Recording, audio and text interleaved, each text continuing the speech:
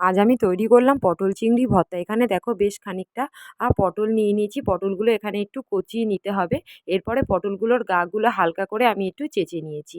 এরপরে দেখো কড়াইতে অল্প জল দিয়ে পটলগুলোকে ২ থেকে ৩ মিনিটের জন্য ভাপিয়ে নিচ্ছি। এরপরে কড়াইতে কিছুটা সর্ষের তেল দিয়ে তেলটা ভালোভাবে গরম হয়ে যাওয়ার পর নুন হলুদ মাখানো চিংড়ি মাছগুলোকে ভালো করে ভেজে নিচ্ছি।